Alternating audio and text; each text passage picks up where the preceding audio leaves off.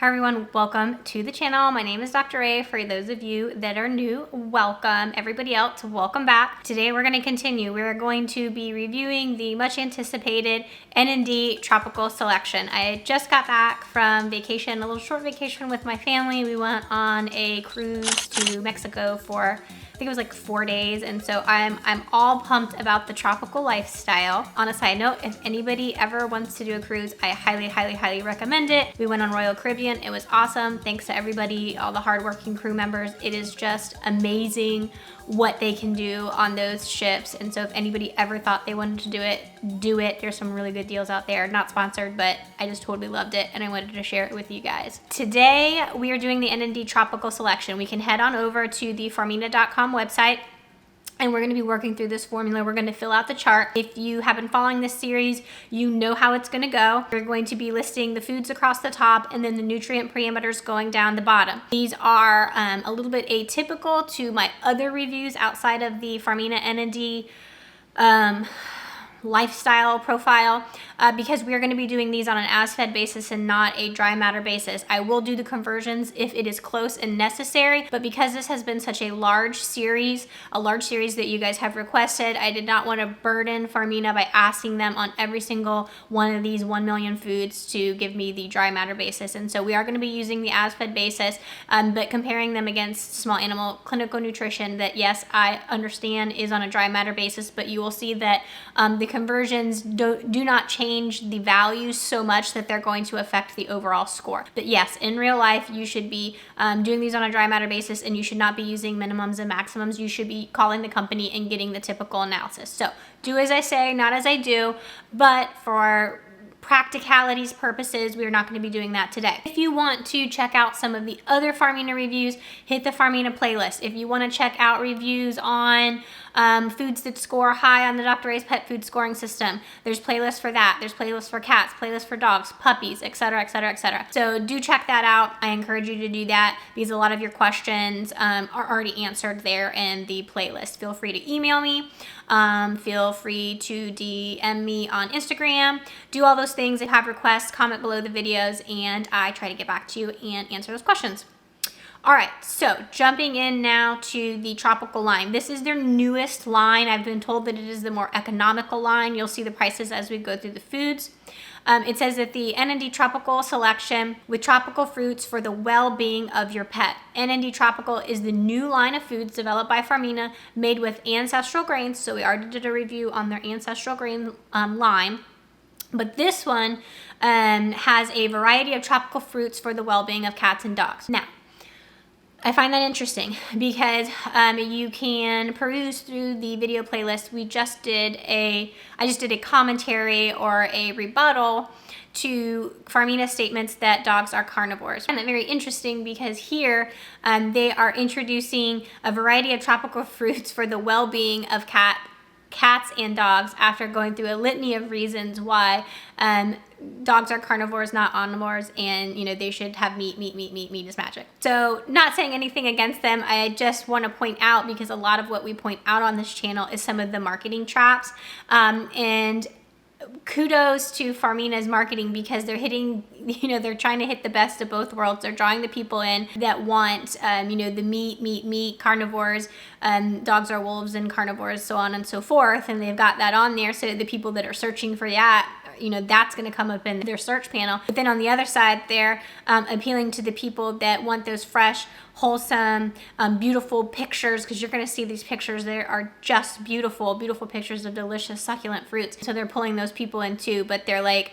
blind eye on this side, blind eye on that side, and then, we'll get them both. Nothing wrong with that. It is, though, marketing, and it's good marketing. So I like to point that out on this channel because I like to stick to factual data. That's what we're going to do with the pet food scoring system. But I do also like to point out a little bit of these marketing things so that you guys understand how the game is played.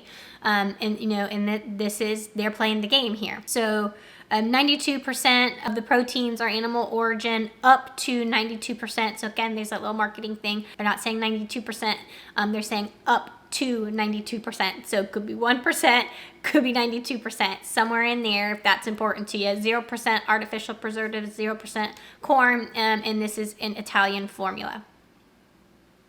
Scrolling down, they talk about what they feel the benefits of tropical fruit are. So again, carnivore people over here, and then don't watch this. Let's talk about the benefits of adding fruit to your carnivore's diet. So tropical fruits such as papaya, mango, kiwi, pineapple, banana, they're rich in natural antioxidants, vitamins, and an array of other nutritional benefits. Absolutely. The problem is, and we're going to look at the nutrient profile and see where it stacks up.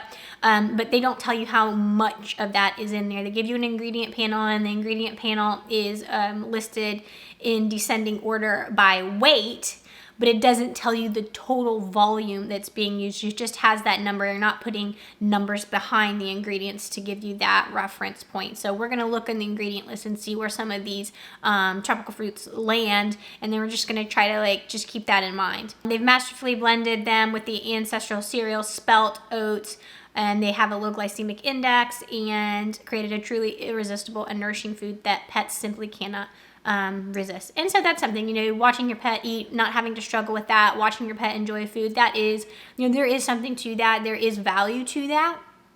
So I don't have a problem with that statement. Okay.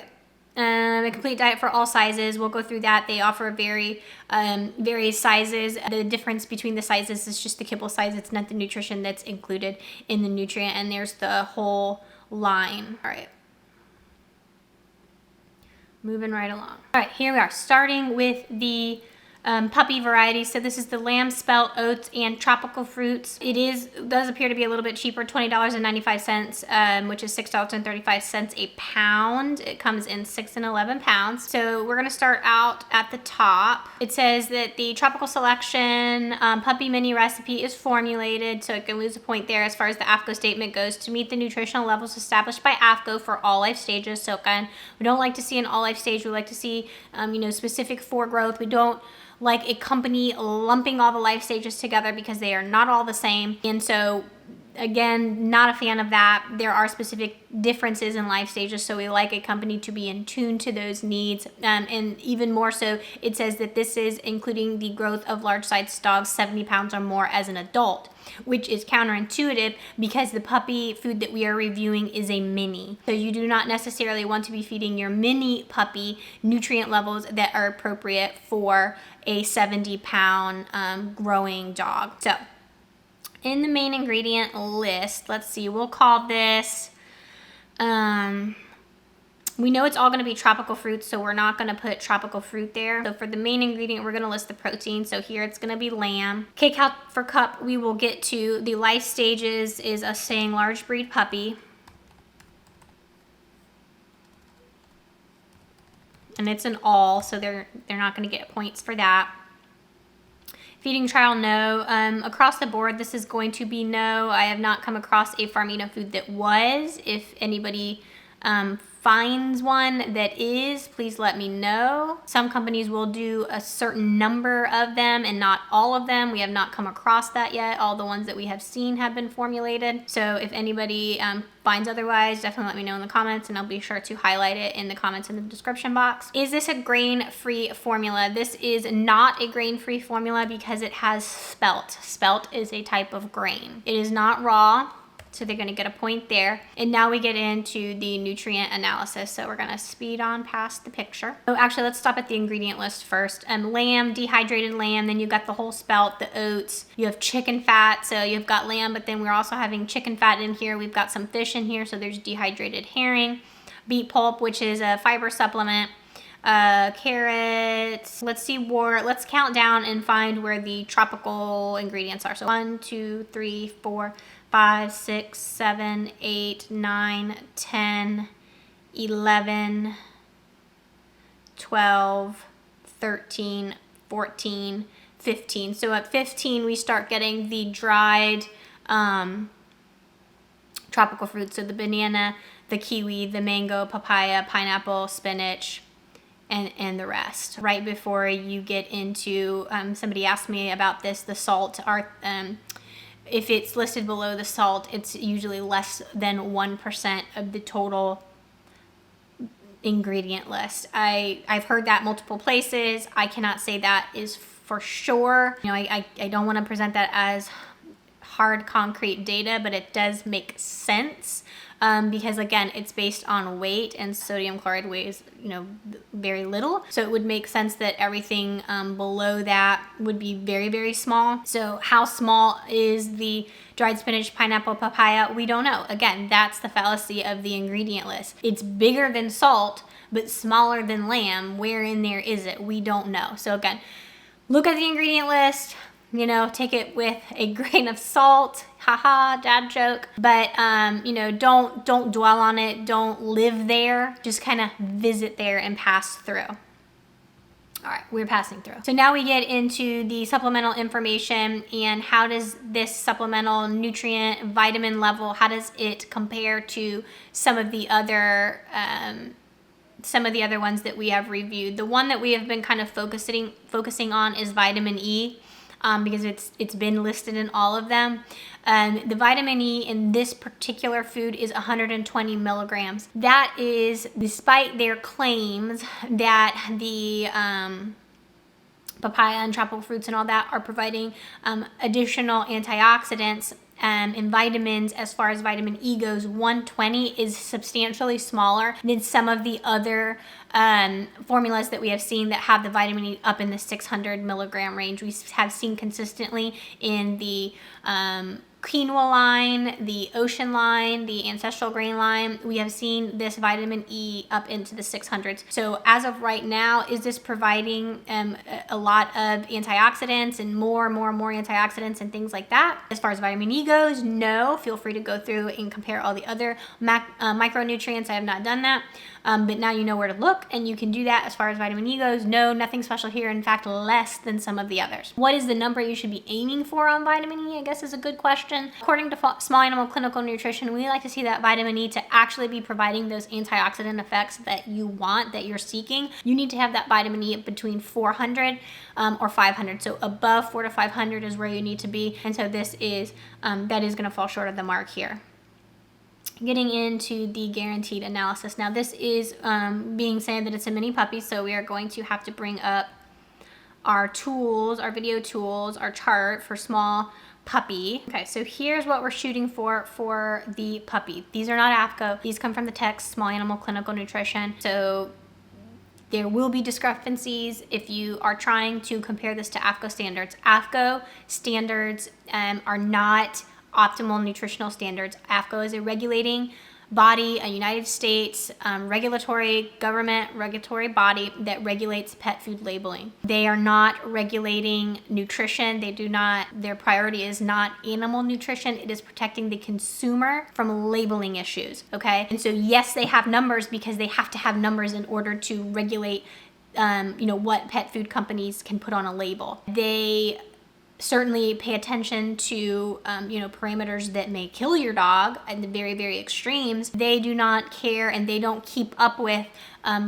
current standards, published standards for optimal nutrition, okay? They set a level that they know that if you feed in this level, your dog is not going to keel over and die. They do not care about what is going to provide your pet with optimal longevity, nutrition, health, all right? So we are using numbers from Small Animal Clinical Nutrition. It is a nutrition textbook dedicated to optimal nutritional values. So that's where these numbers come. Full free text link, go to the description box, read it, check it out, immerse yourself in it, and then you will understand where I am coming from. All right, so crude protein at 30%, that is going to be great. That is right in the middle of the reference range where we like to see things. Next is the fat at 20%. Love that, right in the middle. Fiber in the small, dogs and puppies and kittens, fiber is really not that important. They don't really have a minimum or maximum that's really gonna be impactful. And so fiber at 2.7 is going to be fine, and it's a give me. They're all the puppy and kitten formulas are going to get a point for the fiber regardless. Now we get into the minerals. Minerals are really important. They have a big impact on the development, especially with puppies. And this is coming in at 1.15%. When we look at our standards, that is perfect. We want it between 0.7 and 1.7, so that is great. We are getting a point there. And the phosphorus at 0.95. We want it between 0.6 and 1.3, so we're gonna get a point there. Now let's go down to the feeding guide. It is 407 kcal per cup. We have to click this link to go to the feeding guide. We're gonna blow this up because it is small. So what you need to do to check the feeding guide is you need to find a weight. And I usually do something over here in the 20-pound range. And then you wanna go to like 4 or 6 months of age, because you want to take the resting energy requirement, you want to multiply it by 2. Now on this channel we've calculated it many times and we know the resting energy requirement is 363. So if you multiply that by 2, we know for somewhere in the 4 to 6 month old range, we want 726 calories. They're saying that we should feed somewhere between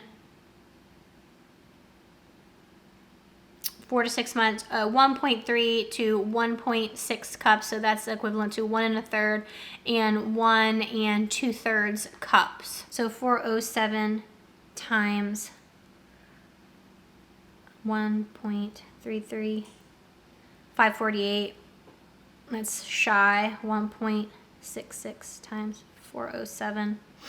And that's shy. So 675. Let's see if it's 10% off. We set that rule on the last video that if they were more than 10% off in the feeding guide, we weren't gonna give it. So 1.6 times 407, 651, and we said it was 704. 704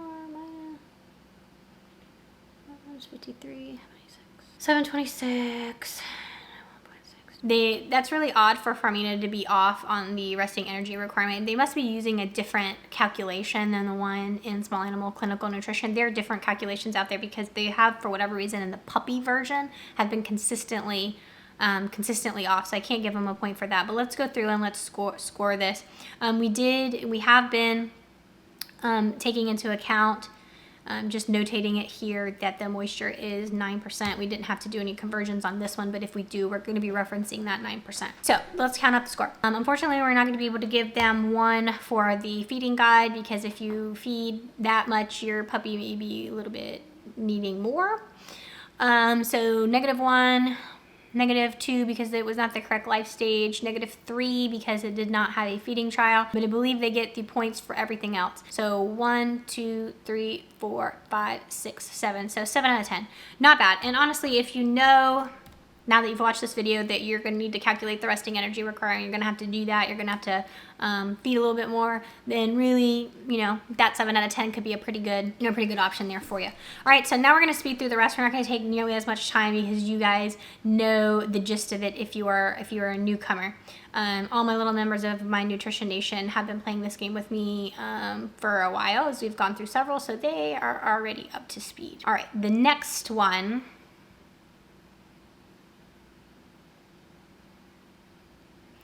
we are going to bypass because it is the exact same, but it is the medium and maxi puppy, which means the kibble size is just a little bit different. We'll notice that the bag size is different and the price is different, so take note of that. Next we have, we're going into the adults. So it was only 1 puppy version, it looks like, so far for this. So now we're moving into the adult. This is the chicken spelt oats and tropical fruit adult mini. So main protein is chicken, so we're gonna notate this as chicken.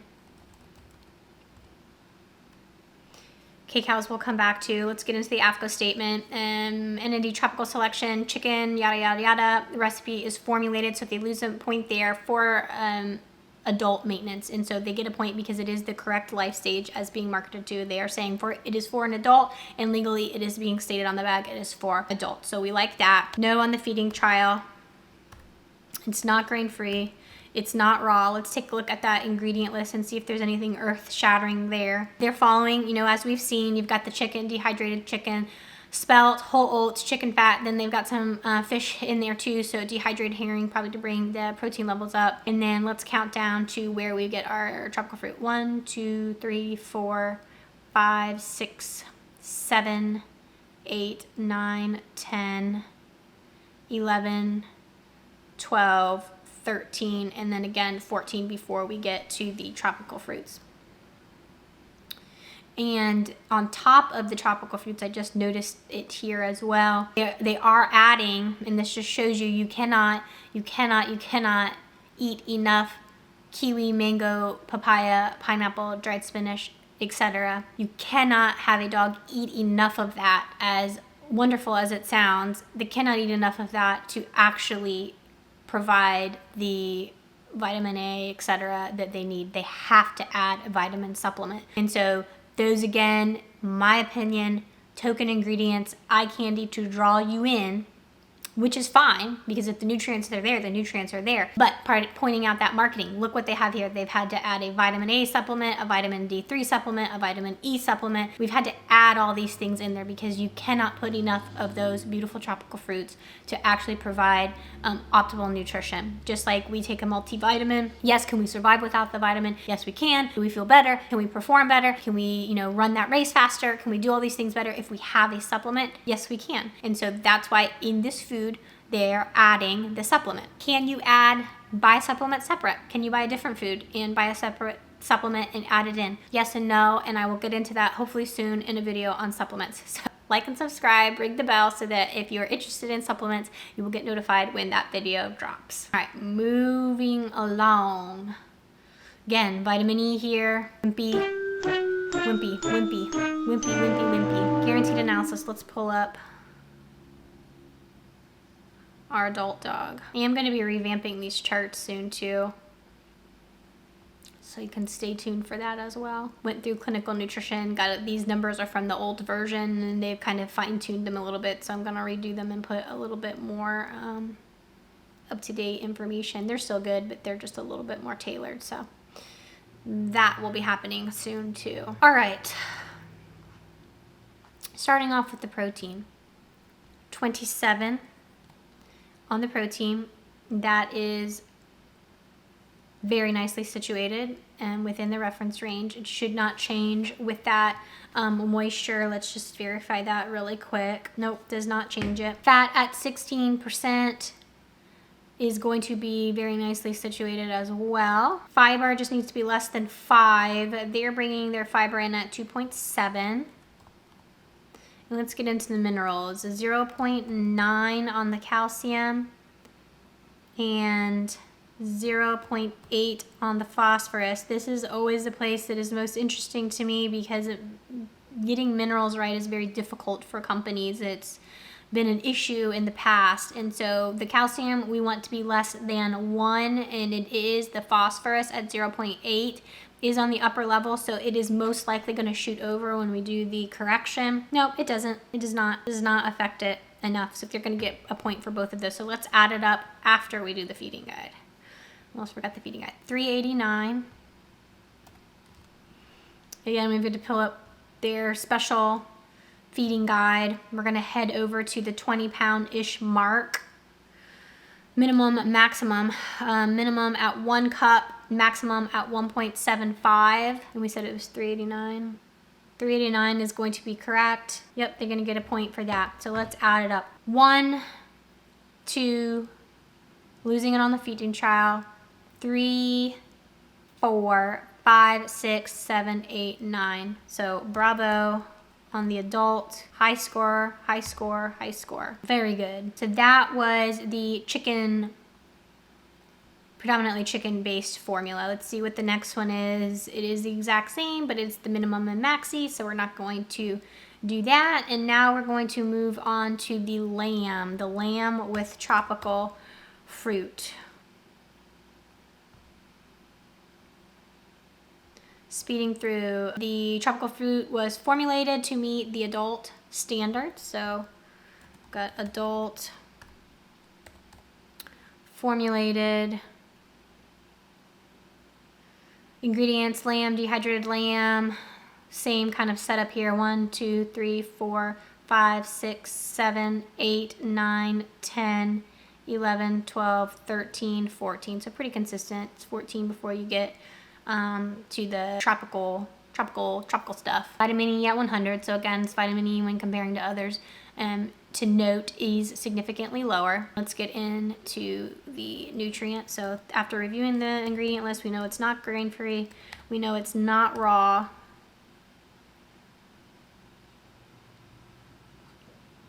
And let's check it out. So Protein at 25% is going to be a winner. Fat at 16% is going to be a winner. Fiber at 2.7 is going to be a winner. Calcium at 1, we're gonna have to calculate. We're gonna have to calculate that and see if that pops it over the maximum of 1 that we're looking for. So I will do those calculations really quick. If you are familiar with this, and I hope that you have familiarized with it, what we're gonna do is we're gonna take the 1 times 100, because that's 100% dry matter basis, divide it by 91, 1.09, so they're going to get the point. It is not hundredth, it's only a hundredth off, so we're gonna give them the point. And the phosphorus at 0.8, we already know they're going to get a point for that. So that's going to lead us to the feeding guide at 387. So they're also going to get a point there. So 1, 2, 3, 4, 5, 6, 7, 8, 9. We got another 9. Awesome. The next one, if it follows the pattern, is going to be the exact same food, but it's going to be the minimum, or the mini and maxi. So that was the lamb, adult mini, and then we got the medium and maxi is going to be exactly the same. And now we're into the salmon. AFCO statement, exactly the same, formulated for adults. So we got the adult.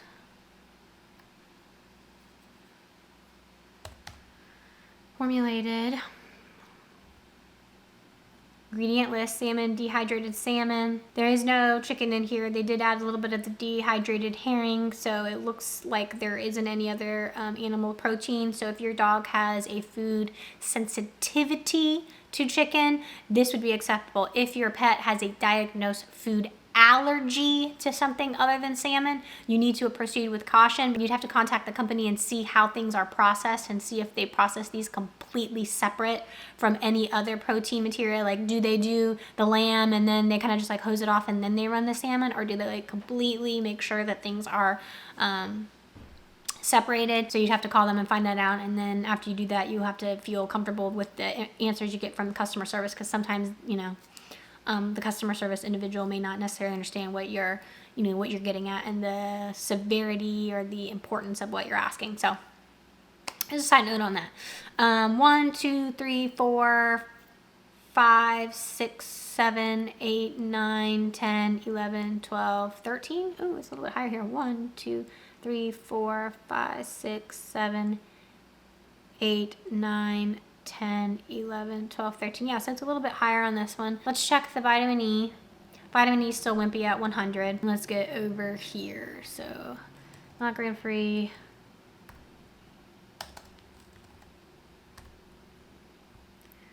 Not raw. All right, so we got 27 on the protein, 16 on the fat, a little higher, so 2.9 on the fiber, calcium at 0.9, so a little bit lower, which just makes us happy. 0.8 on the phosphorus, and so that's going to bring this also to a 9 out of 10. And then 386. Let's go ahead and fill that in. All right, moving right along. That is going to mean the next one is going to be the exact same, but the medium and maxi. Now we're getting into pork. So we got the pork recipe is formulated for adults. So let's fill that in. We've got pork, dehydrated pork, spelt, oats, and then see again that chicken fat creeped in. Theoretically, it's the protein that they are allergic to, and so theoretically, if it's just chicken fat, that you have to be, again, extremely confident that there is no protein that has been, you know, riding along with that fat. And if your dog has a serious allergy, you know, you may not want to take that risk, especially since doing that's going to send your food trial back 12 weeks. But if your pet just has a sensitivity, and there is a very important distinction between an allergy and a sensitivity, you may be able to get by if your pet just has a sensitivity. Let's count it. 1, 2, 3, 4, 5, 6, 7, 8, 9, 10, 11, 12, 13, 14. So we're back to 14. Back to 14 there before you get to tropicals. Vitamin E, wimpy again at 100. Seems like this line is going to be having the vitamin down at that lower level, and that may be your trade-off for price. Okay, so I was told that this line is a more economical line. That lower vitamin E may be that trade-off. New dogs have to have vitamin E at that level to survive. Is that a deal breaker? No, there are so many commercial dog foods that do not have that, and there is a dermatological disease associated with vitamin E deficiency. I have never in my 15 years, actually just passed, my vet school anniversary was last month. In my 15 years, I've never diagnosed a dog with that. Even the Chihuahuas that only eat hot dogs, I have never diagnosed that. So do not, I encourage you, it is something to factor into your consideration, but don't lose sleep over, don't lose sleep over that. If you're hearing me here, don't lose sleep over that. Let's get into, it's not grain-free, it's not raw. 27 on the protein, 16 on the fat, 2.7 on the fiber, 0.9 on the calcium, 0.8 on the phosphorus, and then 389 up here on the calories, which is going to bring this up again to a 9 out of 10. Farmina is consistently in the 9s. At the end of this series, we're gonna do a comparison. We're gonna just do a huge, compile all the charts together, and we're just gonna chat about it. I don't know, maybe should we do a live about it? That might be fun. Would that be fun to do a live? And if we did a live comparing all the charts where we just kind of discuss things, what time would that look like? Because normally I film these videos during the week, so I don't know how many people would be available for that. Just leave a comment down below if that's something that interests you, and what times, or would you make it a point to show up if I had to do it like during the week? Okay, that was the pork.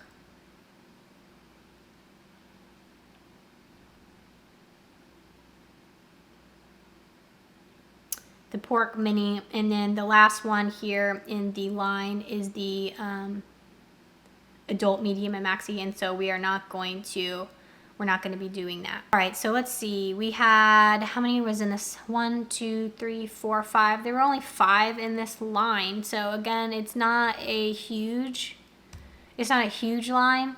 Overall, even the puppy on this one was pretty good, 7 out of 10 on that. And the big thing that was a deduction there, or something that's easily remedied, was that the kcal per cup wasn't exactly where we wanted it to be. So if you like this brand, you don't want to feed your puppy one brand and then switch to this for an adult, you can feed the puppy. Just make sure that you're paying attention to that caloric requirement and making sure your puppy's not getting too thin. And then all the others are getting a 9 out of 10. So I'm happy with it. I hope you guys are happy with it. I hope you enjoyed. We're going to continue. What do we have left on this series? On this series, we've got the pumpkin line still to go. We've got the prime line, and then we've got the white and brown line, which is only one in each of those. So I will probably combine the white and brown with one of the others, either the pumpkin or the prime. And so we're going to be hitting them all. So I hope you guys enjoy. Like and subscribe, do all the things, come hang out with me, leave me a comment, and yeah, we'll hang out again real soon. Bye.